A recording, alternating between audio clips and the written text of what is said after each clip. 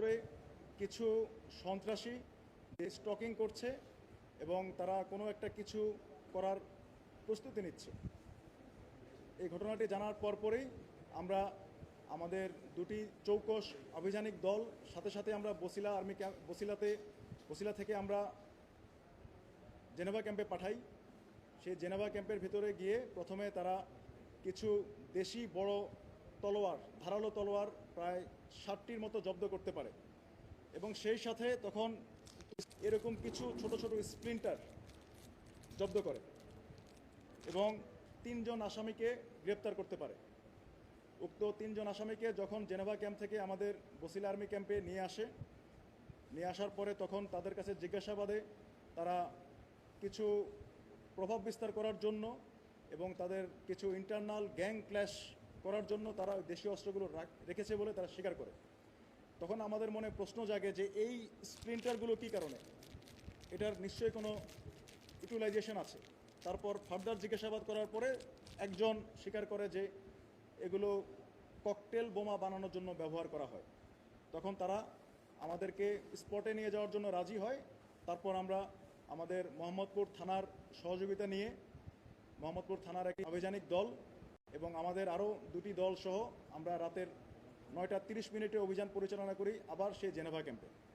তখন অভিযান পরিচালনা করে একটি বাসার দুটি কক্ষ থেকে আরও একজনকে গ্রেপ্তার করা হয় এবং তখন এরকম আরও অনেকগুলো স্প্লিন্টারের প্যাকেট, মোটামুটি প্রায় 4টি প্যাকেট, অনেকগুলো মার্বেল পাথর পাওয়া যায়। তখন তার পাশের কক্ষ থেকে খুব নিরাপদ স্থানে রেখেছে এরকম প্রায় 32টি ককটেল বোমা পাওয়া যায়। ওই ককটেল বোমাগুলো আমরা প্রথমে যাচাই বাছাই করে দেখি, তারপর তার পাশে অনেকগুলো আমরা গান পাউডার দেখতে পাই এবং কিছু সিমেন্ট দেখি এবং একটি ব্লেন্ডার মেশিন পাই। তখন তাদেরকে যখন জিজ্ঞাসাবাদ করা হয় যে এগুলো দিয়ে কীভাবে তারা কি করে, তারা তখন বলে যে গান পাউডারগুলো তারা ব্লেন্ডার মেশিন দিয়ে এগুলো মিশ্রণ করে তারপর এবং এরকম যে কিছু মার্বেল পাথর আছে এগুলো তো ব্লেন্ড। তো আমাদের সাথে সাথে আমরা আমাদের সেনাবাহিনীর বোমা বিস্ফোরক দল যারা আছে তাদেরকে খবর দেই। তারা এসে দেখে যে এই ককটেলগুলো একদম কম্প্যাক্ট অবস্থায় রেডি করা এবং এটি রেডি টু ফায়ার, মানে বিস্ফোরণের জন্য সম্পূর্ণ প্রস্তুত। এবং কিছু কিছু বোমা এত কম্প্যাক্টভাবে তৈরি করা হয়েছে, যেহেতু হাতে বানানো, এত শক্ত এবং টাইটভাবে বানানো হয়েছে, এগুলো বেশি নাড়াচাড়া হলে বিস্ফোরণ হওয়ার সম্ভাবনা আছে। তখন আমরা খুব শীঘ্রই আমাদের স্পেশাল বোম এক্সপ্লোসিভ টিম দ্বারা এগুলো জব্দ করে আসামি সহ আমরা নিয়ে আসি আমাদের বসিলা ক্যাম্পে। আনুমানিক গত 15 মিনিট আগে রাত 3:15 আমরা 2টি ফেজে এগুলো বিস্ফোরণ ঘটাই, 15টি এবং পরবর্তী ফেজে বাকি 14টি। আপনারা সেটা লাইভ টেলিকাস্ট করেছেন, দেখেছেন এগুলো কীরকম শক্ত। এবং বোমা বিস্ফোরণ করার পরে প্রায় 100 মিটার দূরে, অর্থাৎ 300 ফিট দূরে আমাদের কাছে দেখুন এরকম মার্বেলের ভাঙা অংশ চলে এসেছে এবং আমাদের ক্যাম্পেরও 2-1টি গ্লাস, থাই গ্লাস ভেঙে গেছে, এত শক্তিশালী ছিল। এগুলো আমরা জব্দ করে নিয়ে আসি, যা আপনাদের ডানে এখানে রক্ষিত আছে। দেখতে পাচ্ছেন আপনারা যে গান পাউডার, কিছু অনেকগুলো সিমেন্ট, তারপরে এগুলো শক্ত করার জন্য পুডিং, ক্রসটেপ এবং অনেকগুলো স্প্লিন্টার সদৃশ আয়রন স্মল বল এবং মার্বেল পাথর। এগুলো তারা 32টা তৈরি করেছে এবং জানতে পেরেছি অল্প কিছুদিনের মধ্যে তারা এগুলো তৈরি করেছে। রিসেন্টলি হয়তো 1-2 দিনের মধ্যে কোনো একটি অঘটন বা কোনো একটি নাশকতা করার পরিকল্পনা তাদের ছিল। আমরা সর্বমোট 4 জনকে গ্রেপ্তার করতে পেরেছি। এই 4 জনের নাম, একজন হচ্ছে রিয়াজ, একজন যার বয়স 26, একজনের নাম শিশু যার বয়স 35, একজনের বয়স শুভ যার বয়স 33 এবং ওই স্পট থেকে একজনকে পাই যার নাম মান্নান, বয়স 28। পরবর্তীতে জানতে পারি জেনেভা ক্যাম্পের ভিতরে মাদক সম্রাট পিচ্চি রাজা নামে একজন মাদক সম্রাট রয়েছে। এই মান্নানকে এলাকাবাসী বলছিল যে এই মান্নান হচ্ছে পিচ্চি রাজার ক্যাশিয়ার, তার মাদক এবং তার অন্যান্য বোমা এবং অস্ত্র সামগ্রী সে রক্ষা করে এবং গুচ্ছিত করে রাখে। এবং আমরা অন স্পটে মান্নানকে হাতে নাতে পাই এবং তার মাধ্যমে আমরা জানতে পারি যে এগুলো আসলে কীভাবে মিশ্রণ করে কীভাবে বানায়। অতঃপর তাদেরকে আমরা নিয়ে আসি এবং এই অপারেশনে আমাদেরকে সার্বিকভাবে সহায়তা করেছে আমাদের মোহাম্মদপুর থানা পুলিশ এবং ডিসি তেজগাঁও মিস্টার মিজান। ওরা আমাদেরকে সম্পূর্ণ আইনগত সহায়তা দিয়েছেন এবং তাদের সাথে আলোচনা করে এই বোমাগুলো আমরা বিস্ফোরণ ঘটাই, কারণ এগুলো খুব বেশিক্ষণ রাখা সেফ না, এবং এগুলো যেহেতু খুব কম্প্যাক্ট অবস্থায় বানানো, এগুলো বেশিক্ষণ সংরক্ষণ করলে হয়তো ওভার হিটেড হয়ে বাস্ট হয়ে যেতে পারে। তাই আমরা এগুলো সবগুলো বাস্ট করেছি এবং আইনগত প্রক্রিয়া অনুযায়ী এদেরকে আমরা কিছুক্ষণ পরে মোহাম্মদপুর থানায় হস্তান্তর করব এবং পরবর্তী আইনগত ব্যবস্থা নেওয়া হবে। সাধারণত যেটা হয় যে ওরা তো ট্রেন না, ওরা তো কোনো না কোনোভাবে যে মামলাতেই দেওয়া হোক পরবর্তী সময় ওখান থেকে বেরিয়ে যাবে। আমরা একই ধরনের কাজ করি। প্রতিকারের চাইতে প্রতিরোধের ব্যাপারে আপনাদের তৎপরতা সম্পর্কে যে আমরা যে মূল মন্ত্রে বিশ্বাসী সেটা হচ্ছে তিনি একটু সিভিল পাওয়ারে মোতায়েনকৃত সেনাবাহিনী যে এলাকায় থাকবে সে এলাকায় সন্ত্রাসী থাকবে, এটা হতে পারে না। অর্থাৎ সেনাবাহিনী এবং সন্ত্রাসী একই সাথে একই এলাকায় থাকবে, এটা হতে পারে না। হয় সন্ত্রাসী থাকবে অথবা সেনাবাহিনী থাকবে। তাই এসব সন্ত্রাস এবং দুষ্কৃতিকারীর বিরুদ্ধে আমাদের সবসময় শক্ত অবস্থান ছিল এবং এটা আমরা নিয়মিত অভিযান পরিচালনা করব। আপনি যেটা বলেছেন যে হয়তো তারা জামিনে বের হয়ে আসবে, আসলে জামিন দেওয়া বা না দেওয়া এটা সম্পূর্ণ আদালতের ব্যাপার, বিজ্ঞ আদালতের ব্যাপার। এই ব্যাপারে আমি কোনো মন্তব্য। আজ যেভাবে হাতে নাতে বিস্ফোরক দ্রব্য সহ ধরা পড়েছে, তো আশা করি আইনগতভাবে তাদের বিরুদ্ধে শক্ত ব্যবস্থা নেওয়া হবে। এদের পেছনে নাম বললেন আপনি, যারা জড়িত আছে আরো তাদেরকে গ্রেপ্তার করার ব্যাপারে কিছু করেছেন? তাদেরকে গ্রেপ্তার করার জন্য আমরা অলরেডি অনেক তথ্য পেয়েছি। তো পরবর্তী অভিযানের গোপনীয়তা রক্ষায় আমি সেই পরিকল্পনাটা এখনই বলবো না, বাট তাদের কাছ থেকে আমরা যথেষ্ট তথ্য পেয়েছি। ইনিশিয়াল তথ্য পেয়ে আমরা এগুলো জব্দ করতে পেরেছি এবং তাদের গডফাদার যারা আছে বা এর সাথে যারা জড়িত আছে, তাদের সহপাঠী যারা আছে, সহযোগী যারা আছে, তাদেরকে গ্রেপ্তার করার জন্য আমাদের নিয়মিত সারাশি অভিযান চলছে।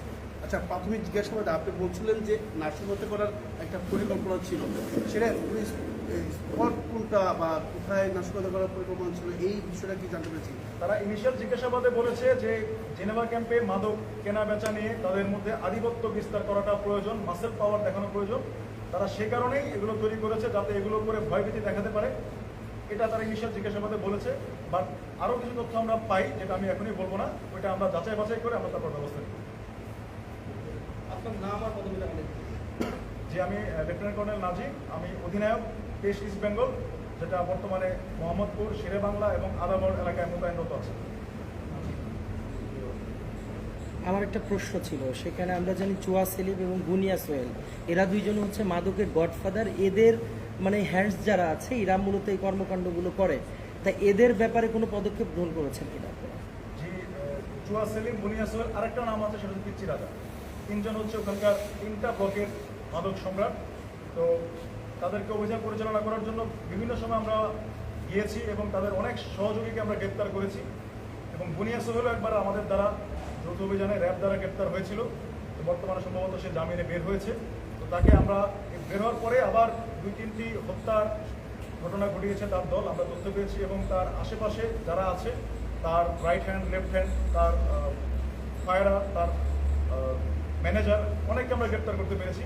তো এখন ধারণা করা হচ্ছে বুনিয়া সোহেল বা তাদের অনেকের প্রভাব একটু কম।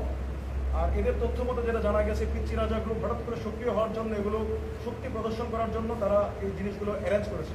সেটাও হতে পারে যে তারা যেহেতু অন্য দুই গ্রুপ একটু লো স্কেলে চলে গেছে, তারা এখন প্রভাব বিস্তার করে তারা আবার নতুন সন্ত্রাসী কার্যক্রম করে এলাকা আবার দখল নেওয়ার চেষ্টা করছে। সেটাও হতে পারে।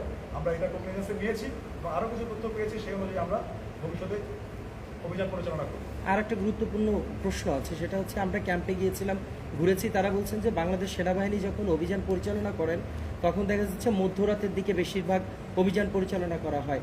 আর এই যে ক্যাম্পে যারা রয়েছে এরা তো দিনমজুর, কিছু মানুষ আছে যারা এই সিন্ডিকেটের বাইরে থেকে রাতে কাজ করে যখন বাসায় ফেরে তখনই তাদেরকে আসলে বাংলাদেশ সেনাবাহিনী আটক করছে, যারা মূলত এর সাথে জড়িত না, সাধারণ মানুষই আসলে বেশি এখানে ধরাশায়ী হচ্ছে। আর বিশেষ করে যারা এই কর্মকাণ্ড করে তারা করে আবার চলে যাচ্ছে। তাহলে আপনারা যে অভিযানগুলো পরিচালনা করছেন তারা যে সুনির্দিষ্টভাবে অভিযোগ করছেন, এ বিষয়ে যদি একটু স্পষ্ট করেন। আপনি কিছুটা ঠিক বলেছেন। আমরা র্যান্ডমলি যখন গ্রেপ্তার করার পরে যাচাই বাছাই করে কিন্তু আমরা সবাইকে সবার মামলা সবাইকে চালান দেই না। আমরা এরকম যাচাই বাছাই করে যারা দেখি আসলে দিনমজুর, যাদের মধ্যে কোনো প্রিভিয়াস রেকর্ড নেই এবং যাদের এগেনস্টে কোনো কমপ্লেন নেই, তাদেরকে কিন্তু আমরা ছেড়ে দিই। মুসলেখা নিয়ে তাদেরকে আমরা ছেড়ে দিই। কেবলমাত্র যারা এসব কাজের সাথে জড়িত, বিভিন্ন সংবাদ মিডিয়াতে আপনাদের অনুসন্ধানী প্রতিবেদনে যাদের ছবি এসেছে, সিসিটিভি ফুটেজ দেখে যাদেরকে এরকম কর্মকাণ্ড করতে দেখা গেছে, তাদেরকে শেষ পর্যন্ত আমরা আদালতে সমর্পণ করি। এবং দিনের বেলা এবং রাতের বেলার কথা যেটা বলছেন, আপনি যদি আরেকটু ডেপথে গিয়ে দেখবেন, দিনের বেলায় কিন্তু মূলত আপনার এই সন্ত্রাসী যারা আছে, যারা এরকম মাদক বিক্রি করে, গুরুতর অপরাধী যারা, তারা কিন্তু দিনের বেলা থাকে না। তারা মেইনলি রাতের বেলায় আসে, রাতের বেলায় মাদক বিক্রি করে এবং ভোর রাতের দিকে তারা চলে যায়।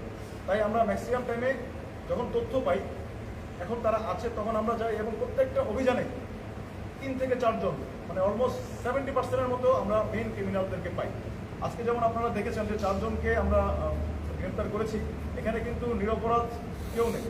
তাদের তথ্যের উপর ভিত্তি করে আমরা জিনিসগুলো পেয়েছি এবং যখন একজনকে নাম হচ্ছে মান্নানকে নিয়ে আসি, এলাকাবাসী বলছিল ও হচ্ছে পিচ্ছি রাজার মূলত ক্যাশিয়ার, সে এই জিনিসগুলো মানে সংরক্ষণ করে রাখে এবং সেই আমাদেরকে বলেছে যে এই ব্র্যান্ড মেশিন দিয়ে কীভাবে এগুলো মিক্স করে কীভাবে এই ককটেলগুলো তারা বানায় এবং এগুলোর বিকটতা কি সামনে আমরা দেখিয়েছি যে এই যে 32টা ককটেল ছোট একটা জায়গায় তারা বানিয়েছে, এটা যদি একসাথে বাস্ট হয় অনেক বড় ধরনের দুর্ঘটনা ঘটতে পারে, অনেক বড় ধরনের অগ্নিসংযোগ ঘটতে পারে। 32টা ককটেল কিন্তু অনেক,